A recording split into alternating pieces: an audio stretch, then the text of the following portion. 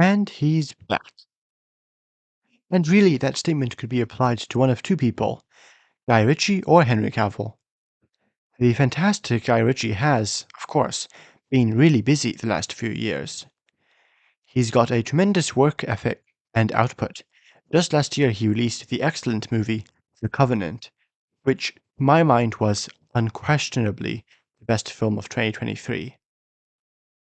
You can check out my review of that movie now. Of course, Ritchie is currently working on another two movies right now, which will both presumably release next year, and I am very excited for them as well. Ritchie is one of the best visual directors working currently, and I haven't found a single film of his to be boring yet. Henry Cavill, meanwhile, well, he's been going through a rough patch, hasn't he? Fired from DC by James Gunn, walking out of The Witcher due to their treatment of the source material, an act which instantly and immensely endeared me to him, despite my general and personal lack of fondness for the Witcher books themselves. Now he's got this Warhammer 40k project going with Amazon, but we'll just have to wait to see how that turns out. And of course, he recently kinda sorta starred in the less than great Argyle. Cavill needs a win, and Ritchie could as well.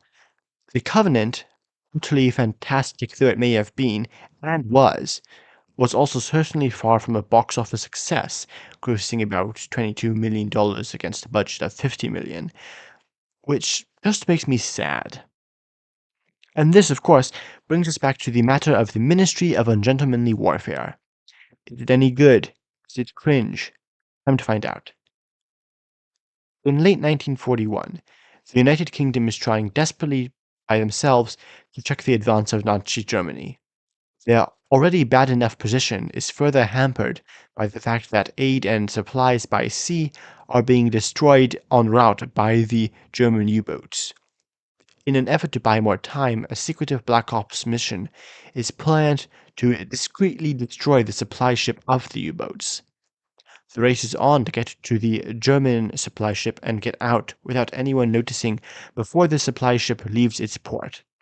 But, with the mission becoming increasingly more difficult and internal divisive politics back at home, will our daring team be able to accomplish their mission, much less make it home, in one piece?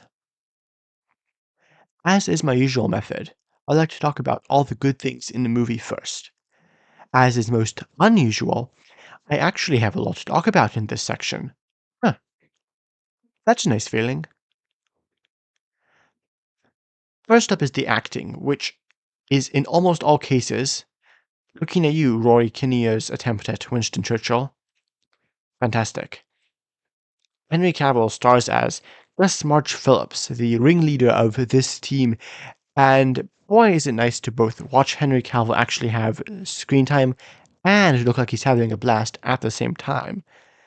Alan Ritchson, one of the few men that can make Cavill look, well, if not small, then not huge, is also great.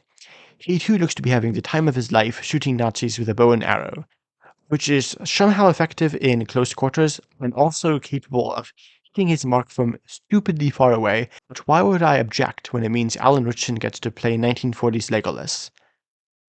On a side note, I actually really like that for once archery is not depicted as a small man's game. Those bows are not easy to draw. A lot of praise also go to the performances of Isa Gonzalez and Tilman Schweiger. Gonzalez plays one of two spies sent to make sure Russ's team can get into their target area. Schweiger plays the main villain Heinrich Lühr. His performance is truly intimidating. The action sequences are also quite good. There are three major action set pieces over the course of the film, each visually distinct from each other and paced fairly well. The escalation of conflict during the course of the film is also handled pretty well, as are the visuals. The sharp 2-hour runtime doesn't hurt either. Overall, the Ministry of Ungentlemanly Warfare is very colorful and fun. But fun is hardly the be-all and end-all of quality. Sadly, the Ministry of Ungentlemanly Warfare suffers from issues of plotting and characterization, which hinder it from being a great film. In terms of plot, there are two main storylines. the Henry Cavill-led portion, which is the actual mission itself, and the Gonzalez-led portion, which details the infiltration into the Nazi base. These two storylines compete with each other, and they have widely differing tones.